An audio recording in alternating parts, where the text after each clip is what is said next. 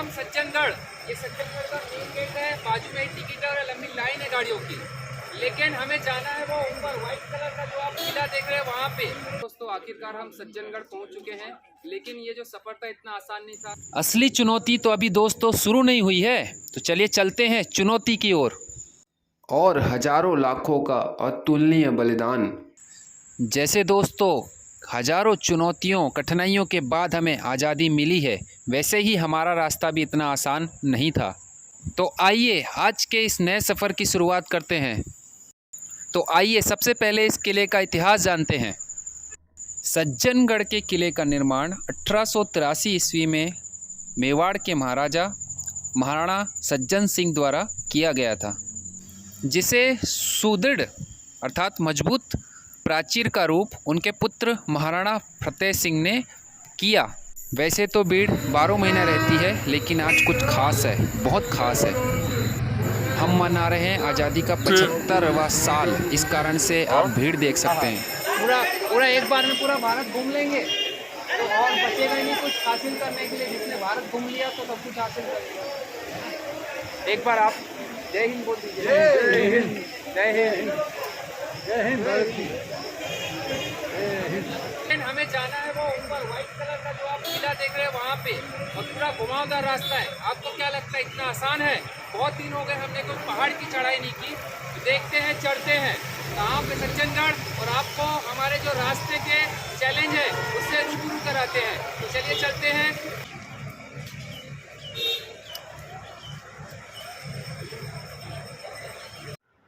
सज्जनगढ़ करने के बाद जाएंगे। ऐसे नहीं, ऐसे दो ना।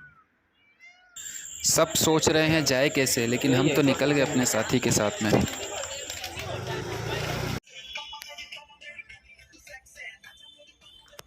राह कभी इतनी आसान नहीं होती दोस्तों। इसके लिए तपना पड़ता है, जलना पड़ता है, भीगना पड़ता है, ठंड सहनी पड़ती है।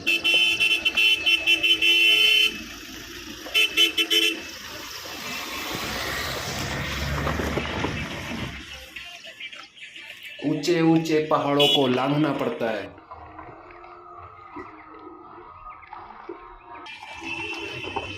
तब जाकर जीत शानदार होती है और जीत का मजा भी आता है।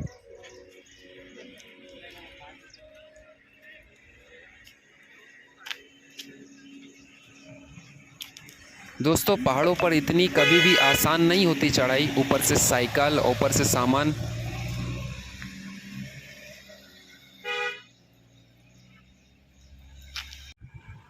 दोस्तों यहाँ के आसपास का नज़ारा बहुत ही सुंदर दिखाई देता है, चारों ओर पहाड़ियाँ ही पहाड़ियाँ।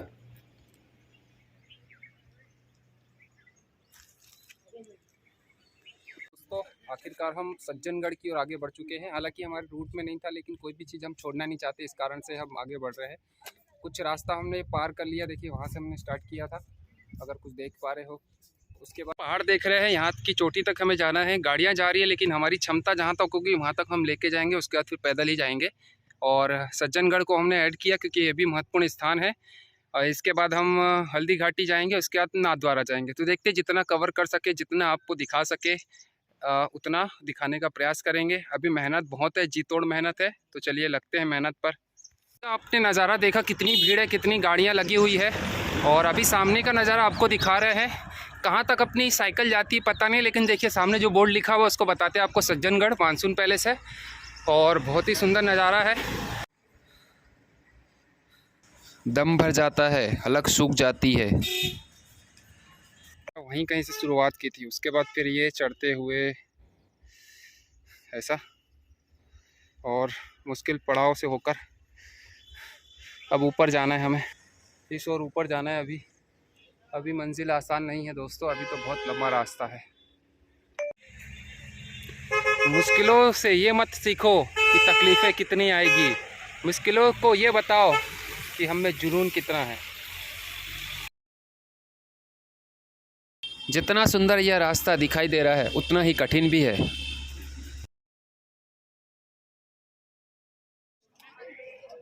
जब तकलीफ़ें ज़्यादा होती है, जुनून ज़्यादा होता है, परेशानियाँ ज़्यादा होती है, तो वैसे ही जीत भी शानदार होती है। तो इतनी कठिन परेशानियों के बाद, इतनी कठिन चढ़ाई के बाद आखिरकार हम सज्जनगढ़ पैलेस पहुंच गए। लोगों का उत्साह देखते ही बनता है, लेकिन हमारा उत्साह थोड़ा ज़्यादा ही है क्योंकि हमारे लिए ये चढ़ाई इतनी आसान नहीं थी दोस्तों। पैदल साइकिल से चढ़ना सामान के साथ में वैसा ही हो जाता है जैसे आप किसी व्यक्ति को साथ में कंधे पे उठाकर साथ में चल रहे हैं।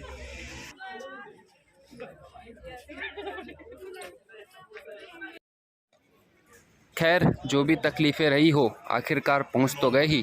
अब वो भी तकलीफ़ें या थकान मिट जाएगी। आसपास का जो नज़ारा देखकर इंसान मदमस्त हो जाता है, खुश हो जाता है, आनंद से फलीभूत हो जाता है और ये सब देखने के बाद इंसान के जितने दुख दर्द होते हैं सब मिट जाते हैं। दोस्तों, जैसे कि आपने अभी मेरे चैलेंज को देखा कि कितने चैलेंज और कितनी तकलीफ के बाद मैं आखिर ऊपर पहाड़ तक पहुंचा हूं, तो अभी जहां तक हमारा साथी हमारे साथ चल सकता था वहां तक हम इसको लेके गए। अब यहाँ पे उसको रखते हैं और उसके बाद आपको सज्जनगढ़ क्या है आखिर आपको बताते हैं। तो आगे बहुत कुछ है क्योंकि मेन जिस जगह पे हमें आना था और जो महत्व हमें जानना था वो हम जानने वाले हैं। तो चलिए हमारे साथ में ऊपर।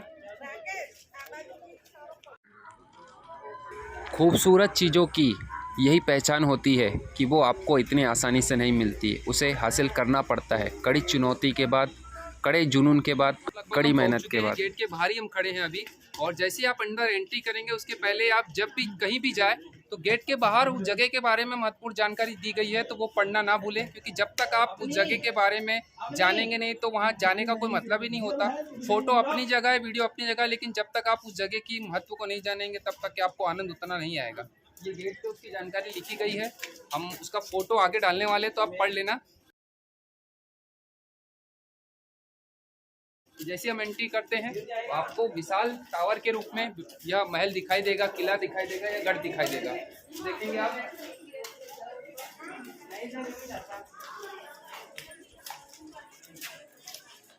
एक, दो, तीन और चार, ये 4 मंजिला है और इसको बनाने का उद्देश्य बहुत ही महत्वपूर्ण था।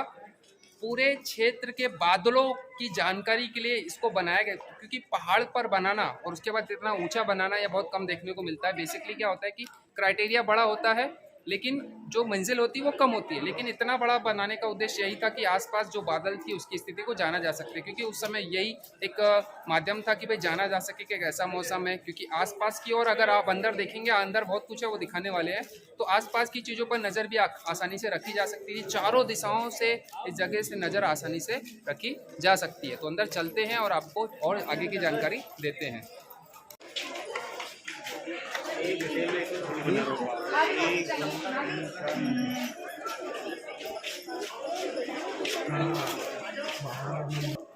तो दोस्तों अब हम अंदर आ चुके हैं लगभग, और जैसे बाहर है, बाहर उस जो महल है उसके बारे में या उसका चित्र दिया गया है, आप देख सकते हैं आसानी से। महत्वपूर्ण जानकारी दी गई है कि किसने बनाया, कब बनाया। आप पोस्ट करके, स्टॉप करके वीडियो महत्वपूर्ण जानकारी ले सकते हैं। हालांकि हम वीडियो में बताने वाले हैं लेकिन उसको बहुत ज़्यादा समय लग जाता है, इस कारण से केवल अभी फोटो बता देते हैं और आगे की वीडियो में आपको जानकारी देने वाले हैं। तो ये आ गए हम अंदर और बहुत ही खूबसूरत ये जगह है। देखेंगे आसपास की चारों ओर की आपको यहाँ की महत्वपूर्ण, न केवल यहाँ की बल्कि पूरे राजस्थान की महत्वपूर्ण जानकारी यहाँ पे मिलेगी कि राजस्थान में कौन कौन से पक्षी मिलते हैं, कहाँ कहाँ मिलते हैं, ये सब आपको यहाँ पे जानकारी मिलेगी। तो देख सकते हैं चारों ओर आपको फ़ोटो गैलरी लगी हुई है और इस जगह के बारे में, इस महल के बारे में महत्वपूर्ण जानकारी दी गई है। तो देख सकते हैं लोगों की संख्या भी बहुत ज़्यादा है और साथ ही साथ में फ़ोटो लगे हुए हैं। देख सकते हैं साइड में अलग अलग पक्षियों के, पढ़ सकते हैं कि राजस्थान में कौन कौन से पक्षी पाए जाते हैं, कब पाए जाते हैं। उसके साथ साथ में जैसे आप देखेंगे तो महाराज जी की, जिन्होंने इस महल को बनवाया, उनकी फोटो लगी हुई, उनकी मूर्ति बनी हुई है। उसके साथ साथ में जो जो चीज़ें यहाँ पे महत्वपूर्ण है कह सकते हैं, यहाँ पे जो पक्षी पाया जाता है, आगे फ़ोटो और वीडियो भी डालने वाले हैं,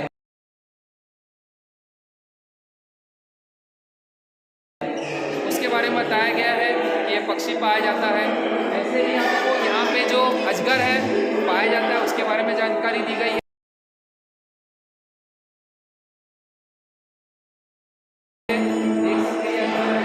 उसके बाद में जो यहाँ पे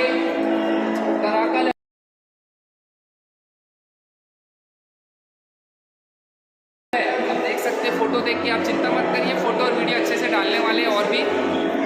और ये राजस्थान की जैव विविधता के बारे में बताया गया है। जो टीवी लगी हुई स्क्रीन, उसके साथ साथ में आप देखेंगे यहाँ पर तेंदुआ के बारे में भी जानकारी दी गई है। ये देखिए, ये तेंदुआ है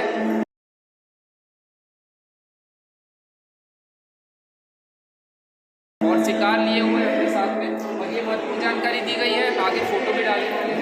तेंदुआ अपने शिकार को पकड़ा हुआ है और इसका फोटो दिया गया है साथ साथ में, और इस और भी महत्वपूर्ण जानकारी दी गई है। ठीक है, फतेह सिंह जी है जो शायद और इनकी जानकारी दी गई है, देख सकते हैं।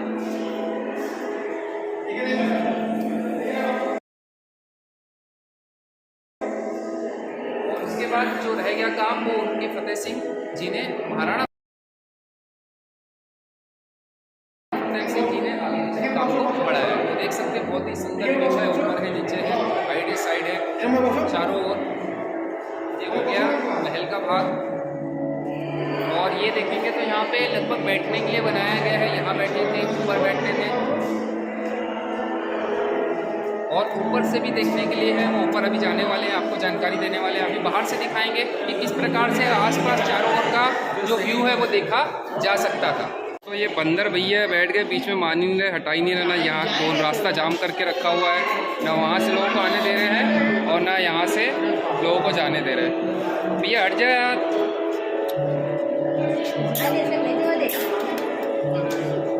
चल,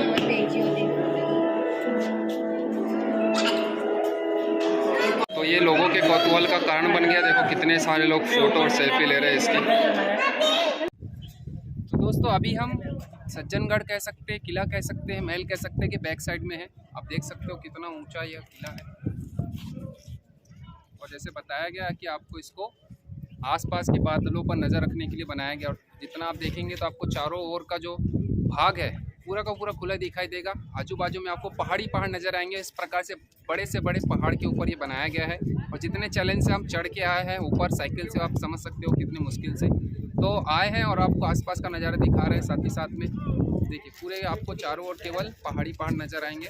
और अभी जो चीज़ें है वो आपको समझ में आने लग जाएगी।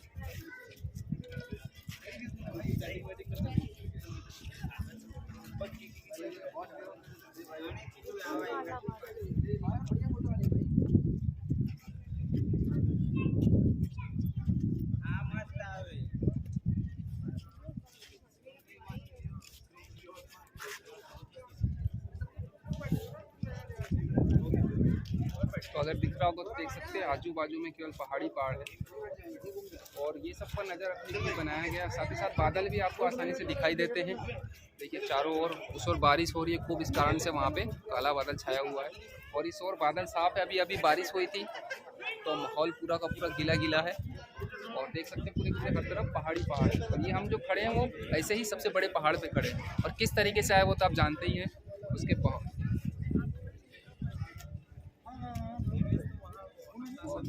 मोस्टली क्या है कि बड़ी बड़े होटलें बन गई है, 5 स्टार होटलें बन गई, क्योंकि ये टूरिस्ट का मेन प्लेस है उदयपुर, इस कारण से। तो बहुत ही सुंदर आपको आसपास का नज़ारा दिखाई देगा। उसके साथ साथ में जो यहाँ की चीज़ें वो भी आपको आसपास में दिखाई देगी। उसके साथ साथ बहुत अच्छे अच्छे होटल भी दिखाई देंगे। तो अभी आप ऊपर जाने वाले हैं और आपको और अच्छे से व्यू दिखाने वाले हैं। ऊपर चढ़ने का जो रास्ता इस प्रकार से घुमावदार अंधेरे में बना हुआ है। तो ऐसे ही अंधेरा छट गया है और हम उजाले की ओर प्रवेश कर चुके हैं, मतलब ऊपर पहुंच चुके हैं। दोस्तों ये ऊपर वाला भाग है इस किले का कह सकते हैं, या गढ़ का कह सकते हैं, सज्जनगढ़ का। और ऊपर जाने का रास्ता नहीं है, बाकी ऊपर से भी देखा जा सकता है। तो इस प्रकार से देखिए राजा बैठा करते थे उस जगह पे, और इस प्रकार से अगर यहाँ पे कोई बैठक करनी होती थी तो वो आसानी से की जा सकती थी।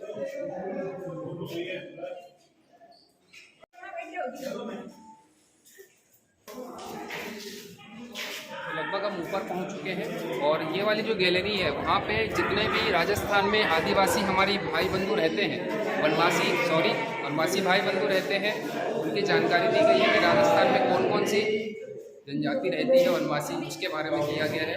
तो